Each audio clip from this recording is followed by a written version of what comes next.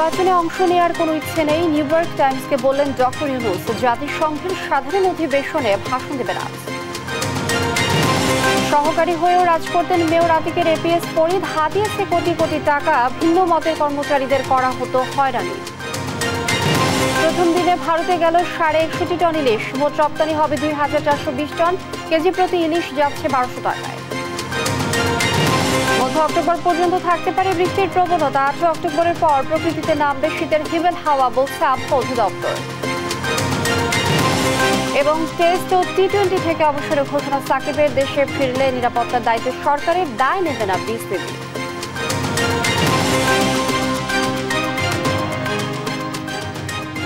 দেখছিলেন শিরোনাম সংবাদ সকালের সঙ্গে আছি আমি রেমি আফরোজ। এবারে বিস্তারিত। মার্কিন যুক্তরাষ্ট্রের পররাষ্ট্রমন্ত্রী অ্যান্টনি ব্লিংকেনের সঙ্গে বৈঠক করেছেন অন্তর্বর্তী সরকারের প্রধান উপদেষ্টা ডক্টর মোহাম্মদ ইউনূস।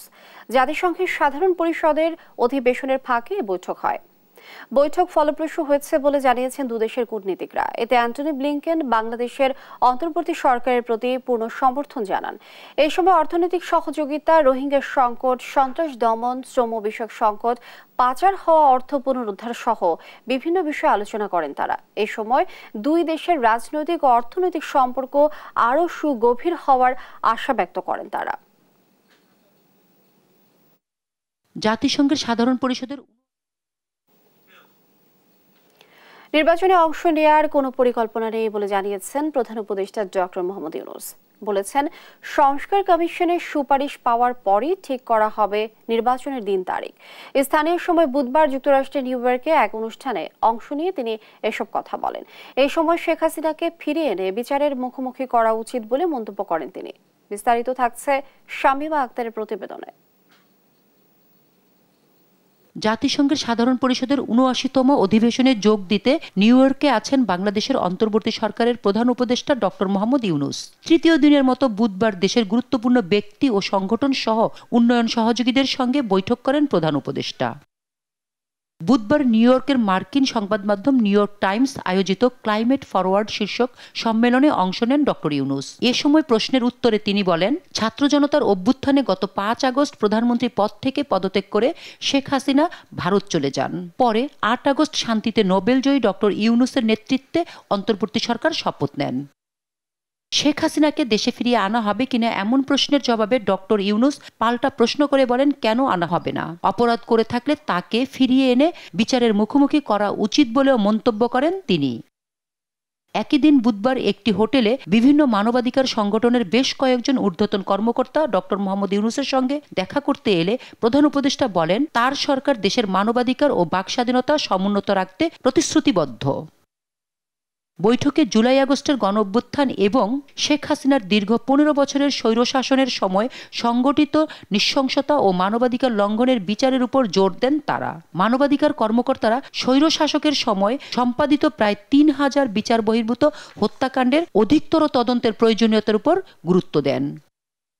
এছাড়া বাংলাদেশের সঙ্গে বাণিজ্য ও অর্থনৈতিক সম্পর্ক সুদৃঢ় করার মাধ্যমে কৌশলগত দ্বিপাক্ষিক সম্পর্ককে এগিয়ে নিতে আগ্রহ প্রকাশ করেছে শি জিনপিং সরকার। বুধবার চীনের পররাষ্ট্রমন্ত্রী জাতিসংঘের সাধারণ পরিষদের অধিবেশনের ফাঁকে বাংলাদেশের অন্তর্বর্তী সরকারের প্রধান উপদেষ্টা প্রফেসর ইউনূসের সঙ্গে সাক্ষাৎ করে একথা বলেন। শামীমা আক্তার, দেশ টিভি, ঢাকা। জুলাই আগস্ট আন্দোলনে নিহত ৭০৮ জন এবং আহত ২৫,০০০ ছাত্র জনতা, জানান স্বাস্থ্য অধিদপ্তরের উপপরিচালক ডাক্তার আবু হোসেন মোহাম্মদ মইনুস আহসান। এর মধ্যে গুরুতর আহতদের প্রয়োজনে বিদেশে পাঠানো হবে বলে জানিয়েছেন অতিরিক্ত স্বাস্থ্য সচিব হেলাল উদ্দিন। এছাড়া এই তালিকা নিয়ে কাজ চলছে, সংখ্যা বৃদ্ধি পেতে পারে বলেও জানান তারা। বিস্তারিত জান্নাতুল মোহনার প্রতিবেদনে। বুকের তাজা রক্ত দিয়ে নতুন বাংলাদেশের ভিত গড়ে দেয় ছাত্র জনতা। গণ অভ্যুত্থানে শহীদদের রাষ্ট্রীয় মর্যাদা দিতে চায় অন্তর্বর্তী সরকার। এজন্য প্রস্তুত করা হচ্ছে তালিকা। বৃহস্পতিবার প্রকাশ করা হয় খসড়া। আন্দোলনের সময় বিভিন্ন সরকারি বেসরকারি হাসপাতাল ও জেলা পর্যায় থেকে পাওয়া তথ্যের ভিত্তিতে এটি প্রস্তুত করা হয়। খসড়া তালিকা প্রকাশ করা হয় স্বাস্থ্য অধিদপ্তরের ওয়েবসাইটে। শহীদদের তালিকা থেকে কেউ বাদ পড়লে তার তথ্য যুক্ত করা যাবে ৬ অক্টোবর পর্যন্ত। এজন্য যোগাযোগ করতে হবে স্থানীয় জেলা প্রশাসক, সিভিল সার্জন ও উপজেলা নির্বাহী অফিসারের কার্যালয়ে।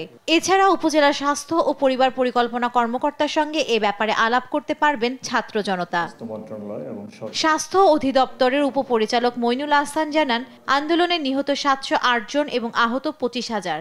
নিহতের সংখ্যা যে ৭০৮, এটা কন্টিনিউয়াসলি কিন্তু আমরা রিপোর্টগুলো দিচ্ছি ডিসি অফিস থেকে, প্রতিটা জেলা থেকে আমাদের কমিটিরা রয়েছে, তারা কন্টিনিউয়াসলি এগুলি আমরা এটাই ফিক্স না, এটা কন্টিনিউয়াস মনিটরিং হচ্ছে। আমরা মনে করছি যে এখানে আরো অনেক অ্যাড হবে। এদিকে গুরুতর আহতদের প্রয়োজনে বিদেশে পাঠানো হবে বলে জানান অতিরিক্ত স্বাস্থ্য সচিব হেলাল উদ্দিন। ওনারা চায়নাতে ফিরে গিয়ে ওনাদের আরো সিনিয়র এবং অভিজ্ঞ কলিগদের সাথে কথা বলে তারা নিজেদের একটা পূর্ণাঙ্গ অ্যাসেসমেন্ট আমাদেরকে পরে পাঠাবেন। তার ভিত্তিতে আমাদের যদি কোনো আরো ভালো ট্রিটমেন্ট করার প্রয়োজন হয় সেটা আমরা নিশ্চয়ই করব। তবে নিহত এবং আহতের সংখ্যা বৃদ্ধি পেতে পারে বলেও জানান সংশ্লিষ্টরা। জান্নাতুল মোহনা, দেশ টিভি, ঢাকা। বৈষম্য বিরোধী ছাত্র আন্দোলনে শহীদ পরিবারগুলো থেকে একজন করে হলেও সরকারি চাকরি দেওয়ার আহ্বান জানিয়েছেন জামায়াতে ইসলামীর আমির ডাক্তার শফিকুর রহমান। আরো জানাচ্ছেন শাহিদুজ্জামান সাকিব। বৃহস্পতিবার বিকেলে কাকরাইলের ডিপ্লোমা ইঞ্জিনিয়ার্স ইনস্টিটিউশনে হয় দক্ষিণ মহানগর জামায়াতের আইনজীবী সমাবেশ। এতে জামায়াতের আমির ডাক্তার শফিকুর রহমান বলেন, যারা স্বৈরাচারের দোসর হিসেবে কাজ করেছে তাদের রাষ্ট্রের কোনো দায়িত্বে থাকার অধিকার নেই। যারা সরাসরি জুলুমের সাথে জড়িত ছিল এবং স্বৈরাচারের দোসর হিসাবে যারা পাশে থেকে সহযোগিতা করেছে তাদের কোনো নৈতিক অধিকার নেই রাষ্ট্রীয় কোনো গুরুত্বপূর্ণ জায়গায় থেকে এই জাতিকে সেবা করার। পারপিট্রেটর হিসাবে তাদের সকলকে আইনের আওতায় আনতে হবে। পতিত হাসিনা সরকার আইনকে দালালির চরম পর্যায়ে নিয়ে গেছে মন্তব্য করে জামায়াত আমির বলেন, অতীতে যাদেরকে মিথ্যা মামলা দিয়ে হয়রানি করা হয়েছে সরকারের উচিত তাদের ক্ষতিপূরণের ব্যবস্থা করা। আইনকেও দালালির চরম সীমায় নিয়ে যাওয়া হয়েছিল। এই জন্য আইন অঙ্গনে দাঁড়াই একজন বিচারপতি বলতে পারেন যে আমরা শপথবদ্ধ রাজনীতিবিদ। আপনার যদি রাজনীতি করার ইচ্ছা থাকে তো আপনি ওই গাউনটা ছেড়ে চলে আসেন। যে সমস্ত মানুষকে হেরাস করা হয়েছে তাদেরকে কাল বিলম্ব না করে তাদেরকে খালাস করে দেওয়া, তারপরেও তাদের যে ক্ষতি হয়েছে ওদের কাছ থেকে সেই ক্ষতি আদায় করে তাদের কাছে তুলে দেওয়া। আগামী জাতীয় নির্বাচনকে সামনে রেখে অন্তর্বর্তী সরকারকে দেশের সব প্রাতিষ্ঠানিক সংস্কার শেষে নির্বাচনী রোডম্যাপ ঘোষণার প্রস্তাব দেন জামায়াত আমির। প্রথম রোডম্যাপটি হবে সংস্কারের, কি কি বিষয়ে সংস্কারের কাজ উনারা করবেন এবং তার টাইমলাইনটা কি হবে, সময়সীমা কি হবে, এটা হবে একটা রোডম্যাপ। এটা যদি সফল হয় তাহলে দ্বিতীয় রোডম্যাপটাও সফল হবে। প্রথমটা যদি সফল না হয় দ্বিতীয়টার কোনো প্রয়োজনই নাই। প্রথমটা ঠিক করার জন্য অবশ্যই এই ব্যাপারে অংশীজন যারা আছেন, রাজনৈতিক স্টেক হোল্ডার আছেন, সিভিল সোসাইটি আছেন, আরো এরকম যারা আছেন তাদের সাথে বসতে হবে, বসে সেটেল করতে হবে, ঐক্যমতে আসতে হবে। অন্তর্বর্তীকালীন সরকারের প্রতি পূর্ণ আস্থা রয়েছে উল্লেখ করে সরকারকে বিপ্লবের চেতনা ভুলে না দেওয়ার পরামর্শ দেন ডাক্তার শফিকুর রহমান। শাহিদুজ্জামান সাকিব, দেশ টিভি, ঢাকা। সংবিধানের রক্ষক হলেও বিচার বিভাগ কখনোই প্রশাসনের থাবা থেকে মুক্ত হতে পারেনি বলে মন্তব্য করেছেন সিনিয়র আইনজীবীরা। জেড আই খান পান্না মনে করেন বিচারপতিকে সবার আগে মানসিকভাবে স্বাধীন হতে হবে। শামীমা আক্তারের প্রতিবেদন। আওয়ামী লীগ সরকারের পতনের পর গেল ১.৫ মাসে বিচার ব্যবস্থায় শৃঙ্খলা ফেরাতে নানা পদক্ষেপ নিয়েছে সুপ্রিম কোর্ট প্রশাসন। সর্বোচ্চ আদালতের বিচারক নিয়োগের পাশাপাশি অধস্তন আদালতে ৪ শতাধিক বিচারককে বদলি সহ দফতর পুনর্বণ্টন করেছে আইন মন্ত্রণালয়। বিচার বিভাগের স্বাধীনতার প্রশ্নে স্বাধীন সচিবালয় প্রতিষ্ঠা সহ বিচার বিভাগীয় সংস্কারে একটি সংস্কার কমিশন গঠন করা হয়েছে ইতোমধ্যে। বিচার বিভাগ সংস্কার কমিশনের প্রধান হিসেবে দায়িত্ব পালন করবেন বিচারপতি শাহ আবু নাঈম মুমিনুর রহমান। গেল ২১ সেপ্টেম্বর বিচারকদের উদ্দেশ্যে অভিভাষণ দেন প্রধান বিচারপতি সৈয়দ রিফাত আহমেদ। এতে বিচার বিভাগ সংস্কারে একটি রোডম্যাপ ঘোষণা করেন তিনি। আমি আশাবাদ ব্যক্ত করি উক্ত কমিশন আমার ঘোষিত রোডম্যাপ পর্যালোচনাপূর্বক বিচার বিভাগের সার্বিক উন্নয়ন ও স্বাধীনতা নিশ্চিতকরণে প্রয়োজনীয় পদক্ষেপ গ্রহণ করবে। সুপ্রিম কোর্টের সিনিয়র আইনজীবী জানান, বিচার বিভাগকে সংবিধানের রক্ষক বলা হলেও কখনোই রাজনৈতিক প্রভাব মুক্ত হয়ে ভূমিকা রাখতে পারেনি বিচার বিভাগ। জুডিশিয়ারিকে বলা হয় গার্ডিয়ান অব দি কনস্টিটিউশন, অথচ এই গার্ডিয়ান অফ দি কনস্টিটিউশন কোনোদিনই এক্সিকিউটিভদের থাবার থেকে মুক্ত হয়ে কাজ পরিচালনা করতে পারে নাই। ফাইন্যান্সিয়াল এবং ট্রান্সফার এগুলো যদি মন্ত্রণালয়ের হাতে থাকে, অর্থাৎ এক্সিকিউটিভদের হাতে থাকে, তাহলে তো সেখানে বিচার বিভাগ স্বাধীনভাবে তাদের দায়িত্ব পালন করতে পারে না। সিনিয়র আইনজীবী জেডাই খান পান্না মনে করেন, বিচারপতিদের সবার আগে মানসিকভাবে স্বাধীন হতে হবে। বিচারালয়ে স্বাধীনভাবে বিচার করার জন্য স্বাধীন মানসিকতার মানুষ প্রয়োজন, বিচারক প্রয়োজন। যোগ্যতার মাপকাঠিতে প্রমোশন হবে। This is more important. আগে 5 বছর গেলে পরে একটা প্রমোশন, 10 বছর গেলে পরে আরেকটা প্রমোশন। এটা বলেও যে আমি এত বছর সার্ভিস আছে, আমার এখন এটা হবে না কেন? বাট সে যদি অযোগ্য হয় কিভাবে দেবে? স্বাধীন বিচার বিভাগ প্রতিষ্ঠায় আইনি লড়াই করা 2 আইনজীবীর মতে, নির্বাহী বিভাগ থেকে বিচার বিভাগ আলাদা না হলে ন্যায় বিচার নিশ্চিত করা সম্ভব না। জনকল্যাণে আইন প্রণীত হচ্ছে কিনা এবং প্রশাসন মানুষের অধিকার ক্ষুণ্ণ করছে কিনা এই আইন প্রয়োগ করতে গিয়ে, এটা দেখার দায়িত্ব বিচার বিভাগের। বড় কর্তাদের বিরুদ্ধে কোনো অর্ডার দিতে গেলেই পরের দিনে বিচারকের আর ওই বেঞ্চ থাকছে না। লোয়ার জুডিশিয়ারিতে 15 দিন পর বদলি করা হচ্ছে। বাচ্চা কাচ্চা স্কুলে কেবলমাত্র ভর্তি, অপরাধ কি কর্তার কথা শোনেনি। তারপর অনেক বিচারক জামিনের অর্ডার দেওয়ার 24 ঘন্টার মধ্যে তাকে উইথড্র করা হচ্ছে, তাকে সাসপেন্ড করা হচ্ছে। আমরা দেখেছি ইনস্ট্রাকশন দেওয়া হয়, নির্দেশনা দেওয়া হয়, কোনটাতে বেল দিবে, কোনটাতে রিমান্ড দিবে, কোনটাতে রিমান্ড দিবে না। এবং শুধু তাই নয়, এমনও হয়েছে একদিনে বিচার বসিয়ে একদিনে 17 জন সাক্ষী নিয়ে রাত 9টায় রায় দেওয়া হয়েছে। বিচার বিভাগের জন্য আলাদা সচিবালয় প্রতিষ্ঠায় অন্তর্বর্তী সরকারের দ্রুত কার্যকর পদক্ষেপ নেওয়া উচিত বলে মনে করেন সংশ্লিষ্টরা। শামিমা আক্তার, দেশ টিভি, ঢাকা। তবে কি কানপুরি সাকিব আল হাসানের শেষ টেস্ট হতে যাচ্ছে? নিরাপত্তার শর্ত জুড়ে দিয়ে সাকিব ঘরের মাঠে সাউথ আফ্রিকার বিরুদ্ধে শেষ টেস্ট খেলার ইচ্ছে পোষণ করলেও বাস্তবতা বলছে ভিন্ন। বৃহস্পতিবার বিসিবির সভাপতি পরিষ্কার জানিয়ে দিলেন, দেশের মাটিতে সাকিব শেষ টেস্ট খেলুক, তা চাইলেও তার নিরাপত্তার দায়িত্ব নিবে না বিসিবি। রিফাত আঞ্জুমের রিপোর্ট। বাংলাদেশ ক্রিকেট বোর্ডের পরিচালনা পর্ষদের সভা ছিল বৃহস্পতিবার। বিপিএল ইস্যু, শূন্য থাকা বিসিবির বিভিন্ন বিভাগে পরিচালকদের দায়িত্ব বুঝিয়ে দেওয়া সহ নানা ইস্যুতে সভাটি ছিল গুরুত্বপূর্ণ। কিন্তু আচমকাই সাকিব আল হাসানের অবসরের কারণে সভার তাৎপর্য বেড়ে যায় বিশেষভাবে। বিকাল 4টায় সভা শুরু হয়ে চলে প্রায় 3.5 ঘন্টা। সভা শেষে সাংবাদিকদের মুখোমুখি বিসিবি সভাপতি ফারুক আহমেদ। মিরপুরে শেষ টেস্ট খেলার ইচ্ছে জানানো সাকিবের নিরাপত্তা নিয়ে বিসিবির কিছুই করার নেই, সাফ জানিয়ে দিলেন বিসিবি সভাপতি। আমি তো আসলে কোনো এজেন্সি না, আসলে পুলিশ বা র্যাব, এটা আসলে এটা আমার হাতে না, আমার বা বিসিবির হাতে না। আসলে এটা আসলে পুরা ওই গভর্নমেন্ট লেভেল থেকে আসতে হবে ওই নিরাপত্তাটা। বিসিবি সভাপতির এমন বক্তব্যের পর অনেকটাই পরিষ্কার হয় হত্যা মামলায় জড়ানো সাকিব দলে থাকলেও মিরপুরে সাউথ আফ্রিকার বিপক্ষে খেলতে পারবেন কিনা। বিসিবি সভাপতি জানিয়েছেন, অবসরের বিষয়ে সাকিব তাকে আগেই জানিয়েছেন। বিসিবির পক্ষ থেকে তাকে আটকানোর কোনো চেষ্টা করা হয়নি। Shakib is going through a difficult phase of his life, সব দিক থেকেই।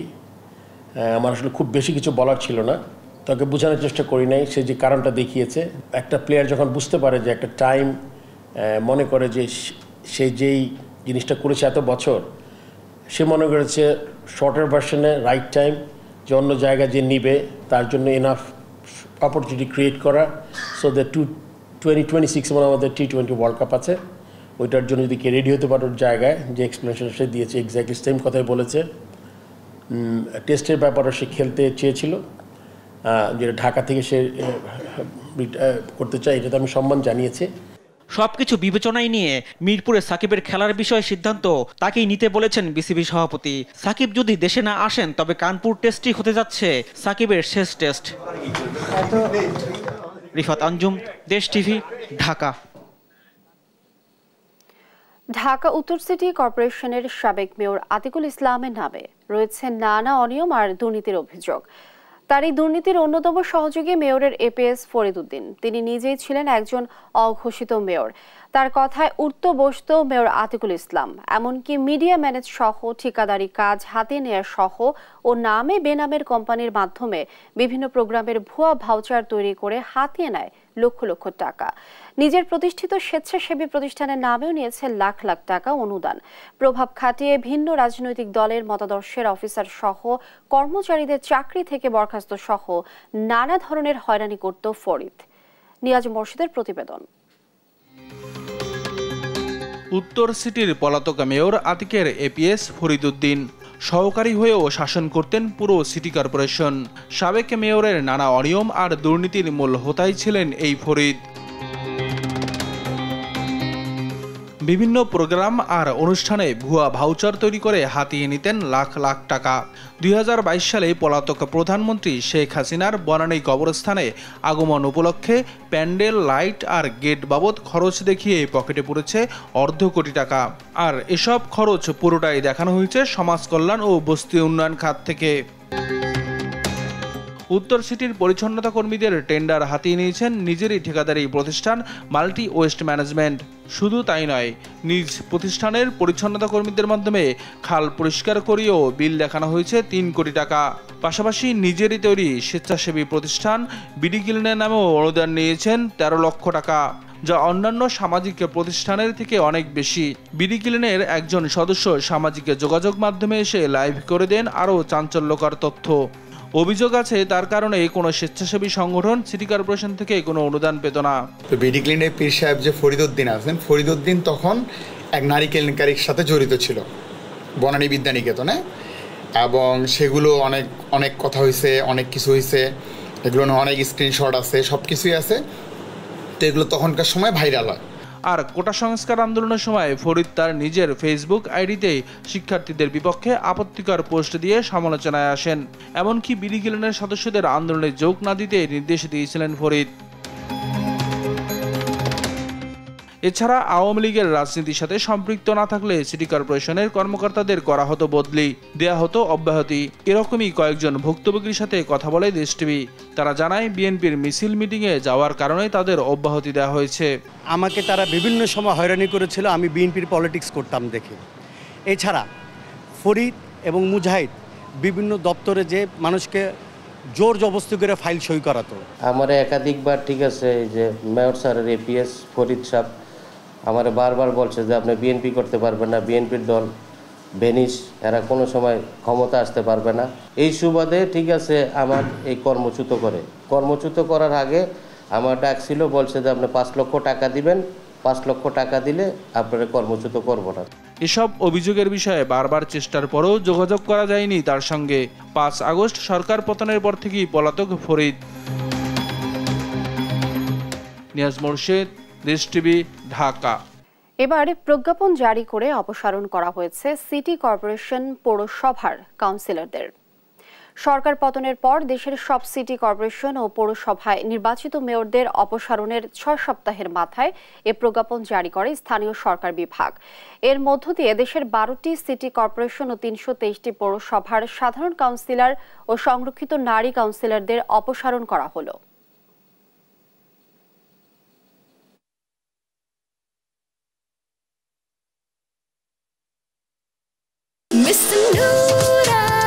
Amazing taste, Mr. Noodles.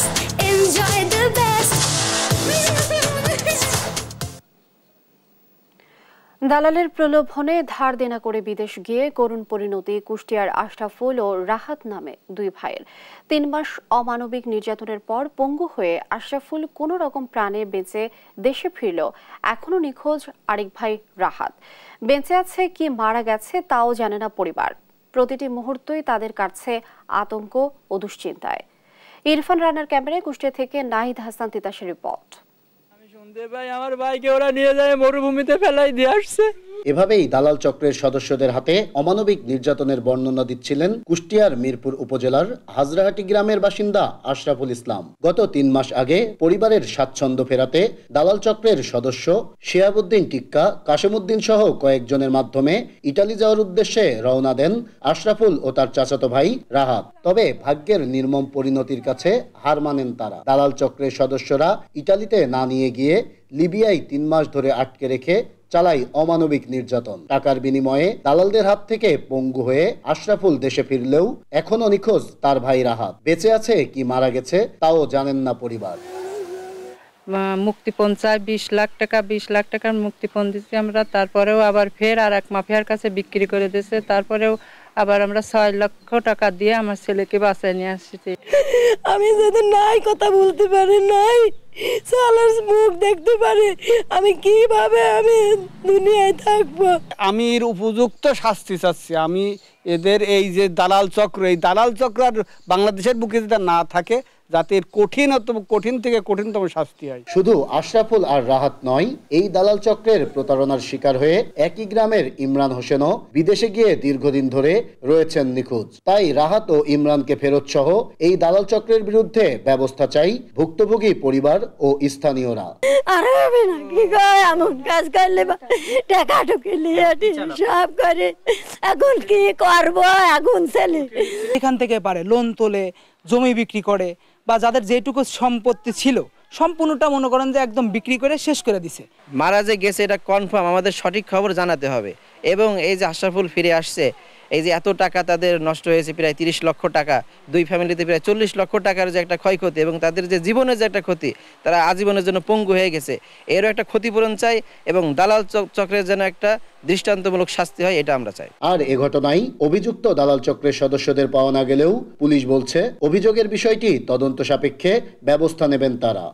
অভিযোগ যেহেতু দিয়েছে, অবশ্যই পুলিশ তদন্ত করে দেখবে, যদি এরকম কোনো কিছু সত্যতা পায় আইনগত যে ব্যবস্থা, দেশের প্রচলিত আইনের যে ব্যবস্থা, সেই ব্যবস্থায় নেওয়া হবে। প্রতিনিয়তই দালাল চক্রের মাধ্যমে বিদেশ পাড়ি দিতে গিয়ে প্রতারণার শিকার হচ্ছে অসংখ্য সাধারণ মানুষ। তাই এইসব দালাল চক্রের বিরুদ্ধে কঠোর ব্যবস্থা গ্রহণের দাবি সচেতন নাগরিকদের।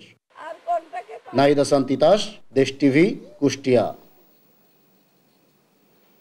ওরিয়ন গ্রুপের দুর্নীতির সংবাদ প্রকাশ করা দেশ টিভি ও ইন্ডিপেন্ডেন্ট টেলিভিশনের বিরুদ্ধে হয়রানিমূলক মামলার প্রতিবাদে মানববন্ধন করেছে সাংবাদিকরা।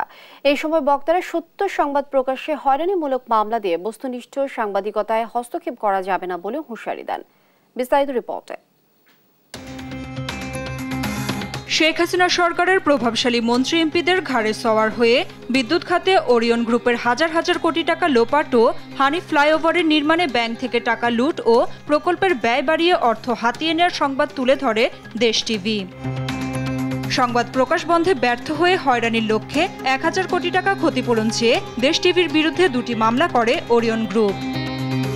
হয়রানিমূলক এমন মামলার প্রতিবাদে দুপুরে জাতীয় প্রেস ক্লাবের সামনে মানববন্ধন করেন সাংবাদিকরা। মানববন্ধনে সাংবাদিকরা বলেন, ওরিয়ন গ্রুপ মানহানির মামলা দিয়ে স্বাধীন গণমাধ্যম ও সাংবাদিকদের কণ্ঠ রোধ করতে চাচ্ছে। মানহানির মামলা করা হচ্ছে, যেটি আসলে স্বাধীন সাংবাদিকতা একটি প্রতিবন্ধকতা। কারণ সংবাদ মাধ্যম বা গণমাধ্যমের বিরুদ্ধে যে অভিযোগ আনা হয়, এর জন্য কিন্তু আদালতে যাবার আগে আরো কয়েকটি ধাপ আছে, সেই ধাপ কিন্তু অনুসরণ করা হয়নি। আমি আশা করি সংবাদকর্মীরা হারবে না, সত্য প্রকাশে তারা আগামী দিনও সংবাদকর্মী যারা শুধু দেশ টিভি, ইন্ডিপেন্ডেন্ট টিভি না, অন্যান্য গণমাধ্যম কর্মী যারা আছে তারাও পাশে থাকবে। দুর্নীতির খবর প্রচারে গণমাধ্যমের স্বাধীনতা নিয়ে মানববন্ধনে জোর দাবি তোলেন সাংবাদিকরা।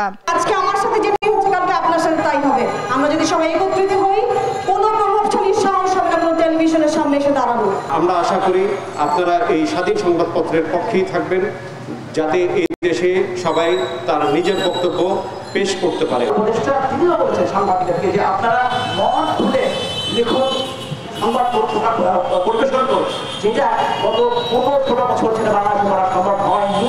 মানববন্ধনে বক্তারা ওরিয়ন গ্রুপের করা এসব হয়রানিমূলক মামলা প্রত্যাহারের দাবিও জানান। সম্প্রতি ওরিয়ন গ্রুপের বিদ্যুৎ কেন্দ্র ও গুলিস্তানের যাত্রাবাড়ি ফ্লাইওভারের দুর্নীতির খবর প্রকাশ করায় আরেকটি বেসরকারি টেলিভিশনের বিরুদ্ধেও 1000 কোটি টাকার মানহানির মামলা করেছে গ্রুপটি। নিউজ ডেস্ক, দেশ টিভি। মাদ্রাসা ছাত্র আনাস মিয়ার বিদেশ যাওয়ার স্বপ্ন কেড়ে নিল ঘাতকের বুলেট। গেল 5 আগস্ট হবিগঞ্জের বানিয়াচংয়ে বৈষম্য বিরোধী ছাত্র আন্দোলনের গুলিতে শহীদ হয় আনাস। আদরের ছেলেকে হারিয়ে শোকে স্তব্ধ মা। মৃদুভাষী সদা হাস্যোজ্জ্বল আনাসের মৃত্যু মানতে পারছেন না ভাই বোনরাও। সহকর্মী আমির হামজার রিপোর্ট জানাচ্ছেন আপন অপু। পড়ে আছে সাজানো বিছানা, পাঞ্জাবি, টি শার্ট সবই, শুধু নেই ঘর আলো করে রাখা আনাস। হবিগঞ্জের বানিয়াচংয়ের খন্দকার মহল্লার মাদ্রাসা পড়ুয়া ছাত্র আনাস 5 ভাই ও 2 বোনের মধ্যে সবার ছোট, ছিল সবার আদরে, মুখে লেগে থাকতো হাসি। সেই হাসি কেড়ে নিল ঘাতক বুলেট। গেল 5 আগস্ট বানিয়াচংয়ে বৈষম্য বিরোধী ছাত্র আন্দোলনে যোগ দিয়ে গুলিতে শহীদ হয় আনাস। ডাংবাংলাইতে ঢুকে কতকান ওই মসজিদ আছে, এখানে একটা মসজিদটা পার হয়েছি, ওই দেখি ফুলাইতে সাইকেল দিকে উলি লাগাই দিছে। ওখানে উলির পরে আমার মনে তো কোনো অবস্থা হারাফ, কেউ অবস্থা গুরুত্ব হারাফ, অভিগঞ্জ লই যাওয়া লাগবো বা হসপিটাল লই যাওয়া লাগবো। আমি ফাল মেরে লামছি, লামি এরারে হরাইয়ে দেখি আমার ভাই ওই ইগানো ফালাই পরে দেহের ফেটের মাঝে গেঞ্জিতে বান দেওয়া বড় লড়ি গেছি গে। আদরের ছেলেকে হারিয়ে বাকরুদ্ধ মা, হতবিহ্বল চোখ, খুঁজে বেড়ায় সোনার টুকরা ছেলেকে। কোথা কোনটা হাইব গীতা হাইব ওইটা হলে ও করছি হারা থেকে কেমন লাগে রে বাবা, তোমরা নিজে বুঝো না কিটা লাগবো। এর জায়গাত গে বইতেই পারি না, মামে করে করলে ফাইটে জায়গা। পরিবারের স্বপ্ন ছিল বিদেশ গিয়ে প্রতিষ্ঠিত হবে আনাস, ধরবে পরিবারের হাল। ঘাতকের বুলেটে নিভে যায় সেই স্বপ্ন প্রদীপ। বাইরে যাওয়ার একটা মানে করছিলাম, সবকিছু রেডি হয়েছিল। এই মাসের 25 তারিখ হয়তো ইন্ডিয়া যাওয়ার একটা প্রোগ্রাম ছিল। বাইরে যাইব 10 বছর 5 বছর থাকবো, তাইকে দেশে আইব, এইলে ঘরে ইয়া করবো। এর ভিতরে তো আল্লাহ আমার ভাইটা নিয়ে গেলেন। পাড়া পড়শিদেরও প্রিয় পাত্র ছিল আনাস, তার এমন মৃত্যু কাঁদিয়েছে তাদেরও। সে কিন্তু অনেক ভালো একটা লোক ছিল, আমার ছোট ভাই হিসেবে মায়া করছে, অনেক স্মৃতি তার, আসলে তার বলার মতো না। মানুষের সঙ্গে সে খুব ভালো ব্যবহার করতো, বাজার একটা কোনো সাথে ঝগড়া বিবাদ কিচ্ছু নাই। আনাস হত্যার দৃষ্টান্তমূলক বিচার দাবি পরিবার ও এলাকাবাসীর। নিউজ ডেস্ক, দেশ টিভি। ভোরের আলো ফোটার সাথে সাথে লাল রঙে ছেয়ে যায় চারপাশ। প্রথমে দেখলে মনে হবে হাওরের বুকে বিস্তীর্ণ এলাকায় লাল গালিচা বিছিয়ে রাখা হয়েছে। বিকিবিল হাওরের বুকে লাখ লাখ লাল শাপলা ফুটে আছে। এমন সৌন্দর্য উপভোগ করতে ছুটে আসছেন ভ্রমণ পিপাসুরা। মেহেদি হাসানের তথ্যচিত্রে সালমা জাহানের ডেস্ক রিপোর্ট। সবুজ পাতার ফাঁকে ফাঁকে ফুটে রয়েছে লাল শাপলা। যতদূর চোখ যায় বিল জুড়ে অপার সৌন্দর্য, এ যেন শাপলার রাজ্য। লাল সবুজের এই চিত্র ফুটিয়ে তোলে বাংলার প্রকৃত রূপ। সুনামগঞ্জের তাহিরপুর উপজেলায় বিকিবিল হাওরের শাপলা বিলের চিত্র এটি। এ যেন প্রকৃতির বুকে আঁকা নকশিকাঁথা। টাঙ্গুয়ার হাওর, নীলাদ্রি লেক কিংবা শিমুল বাগানের সৌন্দর্য দেশ বিদেশে ছড়িয়ে পড়েছে অনেক আগেই। এবছর যোগ হয়েছে লাল রঙের মোড়ানো শাপলা বিল। রাতে ফোটা শাপলা সূর্যোদয়ের পর থেকে সকাল 8টা থেকে 9টা পর্যন্ত ফোটা অবস্থায় থাকে। তাই অপরূপ সৌন্দর্য উপভোগে সকাল সকাল দূর দূরান্ত থেকে ছুটে আসেন দর্শনার্থী। বিলটা আমরা যেখানে আছি এটা হচ্ছে বিকিবিল, এটা তাহিরপুর তারা সুনামগঞ্জ জেলায় অবস্থিত। একদিকে হচ্ছে মেঘালয় পাহাড়, আর একদিকে হচ্ছে এই বিলটা। বিলটা আপনি পুরোটাই দেখেন একদম শাপলায় ভরপুর। এই হাওরটি লাল শাপলার বিকিবিল হিসেবে পরিচিতি পেয়েছে। গত 5-7 বছর ধরে এই হাওরে অসংখ্য পর্যটকের সমাগম ঘটে। পাহাড়ের পাশে এভাবে এত মনোমুগ্ধকর জায়গা, বারবার আসতে মন চায়। এখানে আসার যে যোগাযোগ ব্যবস্থাটা এটা খুবই অনুন্নত। আমরা প্রশাসনের কাছে জোর দাবি জানাচ্ছি এই অতি দ্রুত এই যোগাযোগ ব্যবস্থাটা উন্নত করার জন্য, এখানে যারা পর্যটকরা অনায়াসে আসতে পারে। বর্ষার শুরুতেই এখানে শাপলা ফুল ফোটা শুরু হয়। নিউজ ডেস্ক, দেশ টিভি।